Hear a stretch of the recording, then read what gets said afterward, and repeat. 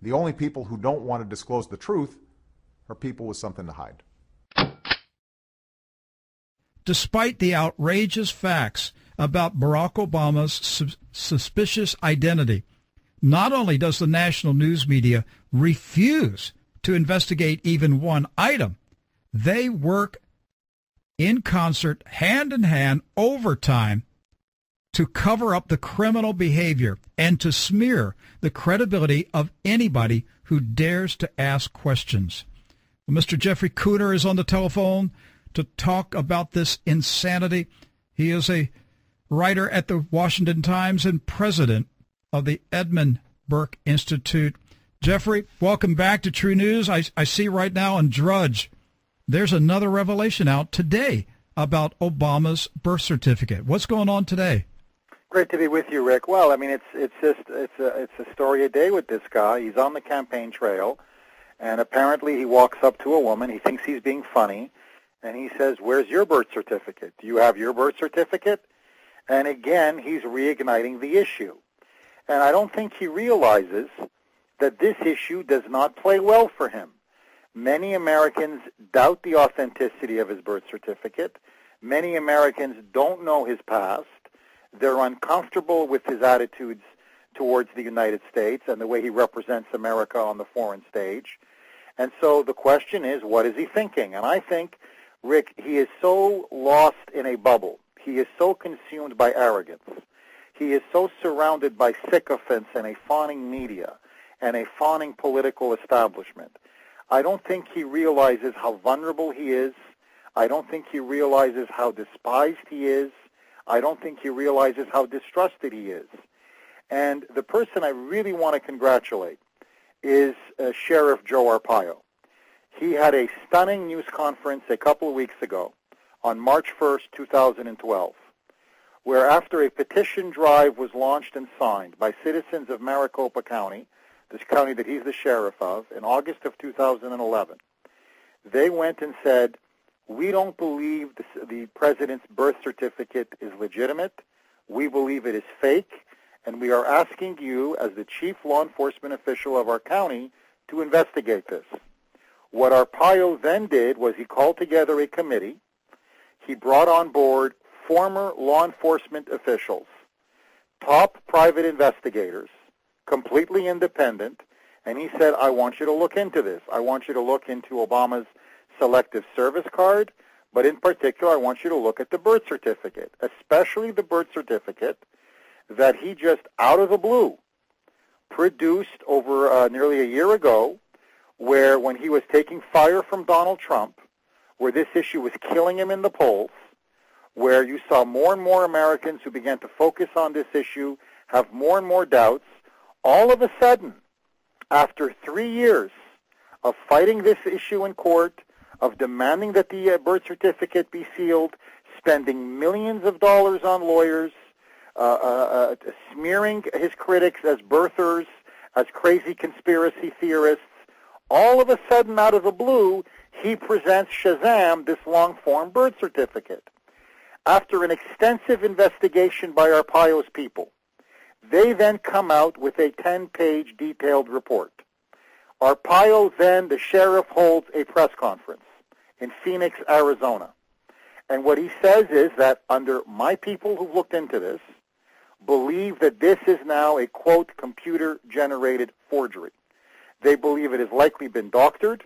They believe it's likely been faked, so much so that they actually believe that there's a person of interest that they have focused in on, keyed in on, locked in on, that they believe could be the person who actually manufactured this forged document.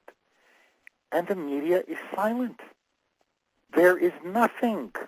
The New York Times, CNN, the Washington Post, MSNBC, you mentioned the Washington Post, you mentioned the New York Times earlier, when you said when it came to Watergate, when it came to bringing down a Republican president, they were like a pack of jackals. They were like a pack of howling wolves. They tore Nixon limb from limb. They looked at everything, not just in Watergate, everything that he did in his past. No stone left unturned. No question went unanswered. But when it comes to this man in the White House, the only major media outlet in this country was my paper, the Washington Times, which did just a straight down the road, right down the middle, news reporting piece. And the reason why we did it, Rick, I'm not trying to pat ourselves on the back, is you have a prominent, high-profile sheriff who now comes out and says, I have a team of investigators, and I am now willing to put my credibility, my long experience, and unvarnished reputation as a top law enforcement official on the line to tell you the president's birth certificate is fake, which means the president has perpetrated a massive hoax and fraud upon the American people.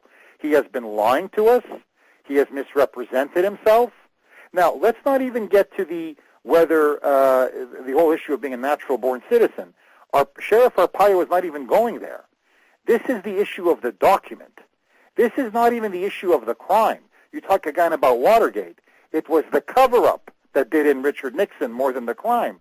He's focusing right now, Arpaio is, on the cover-up. And he's saying, look, I have forensic experts who've looked at this document that he produced. It's an electronic document. It's not an original paper document. Now, Rick, just stand back objectively for a second.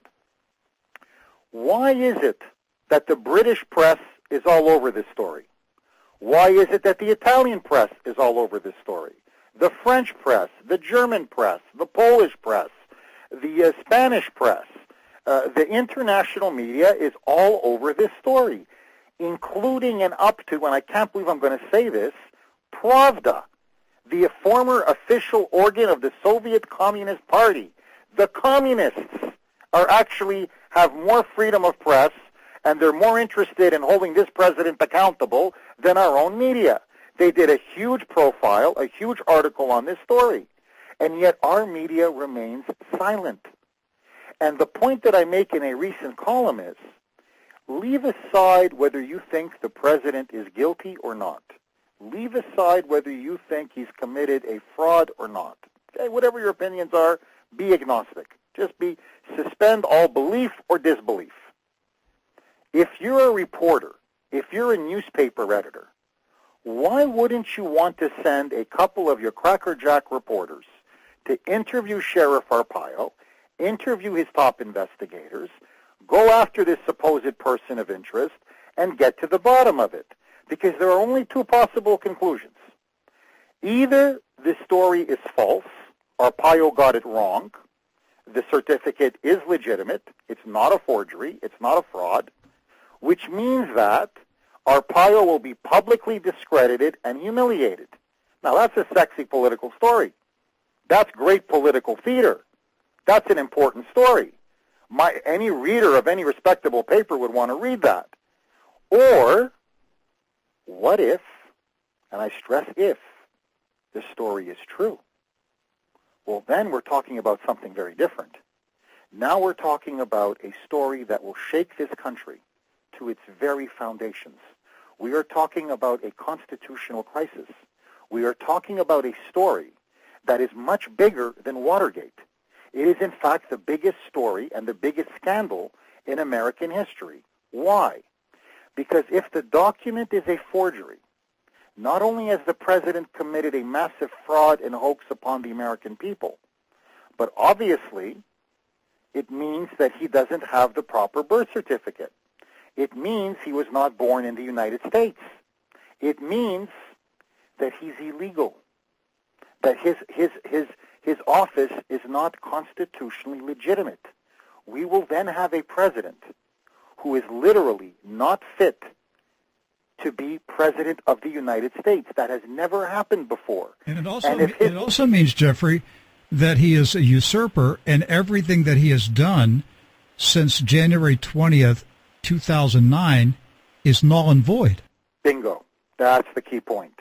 You see, is that if he's illegal, if his presidency is illegal, if it's fraudulent, then everything by extension, Obamacare, the stimulus, his appointments to the Supreme Court, his takeover of the auto sector, his massive spending, his massive deficits, everything that his contraceptive mandate, you name it, everything becomes illegitimate as well.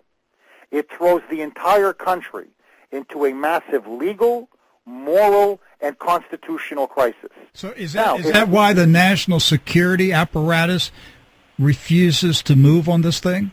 Well, I mean, I'm just thinking now as a straight reporter. I mean, I'm not a reporter. I'm more of a columnist than I am a reporter, but I was a former editor, and I did a lot of reporting stories, and I've edited a lot of reporting stories. As a reporter, I'd want to be the one to break this story. Absolutely. This is what I don't get. Your name would be in the history books. Well, I mean, you'd be bigger than Woodward and Bernstein. You would be immortalized in movies. You would be immortalized in books. Jeff, I don't know if you're old enough to remember guys like Jack Anderson and Drew Pearson. Those were the kind of reporters you did not want on your trail. Those guys went after crooks. They exposed them. That was normal reporting decades ago. It's old-style muckraking. That's right. You know, it was investigations into the mob. It was investigations into smoke-filled back rooms. It was investigations into political corruption, into slush funds, into graft, into cronyism. It's what made American journalism in many ways the envy of the world. Reporters kept the politicians straight. Exactly. And for the last 30 to 40 years, and I think, frankly, Watergate fueled the flames of this, the liberal media began to believe that they were an establishment unto themselves, that they could make or break presidents, that they could set the agenda, that they could drive this country towards a left-wing socialist direction. And you've been seeing this now growing decade by decade by decade. They're now getting so naked, so obvious, it's almost not even an issue anymore because the American people know that the game is rigged. The only people who don't want to disclose the truth are people with something to hide.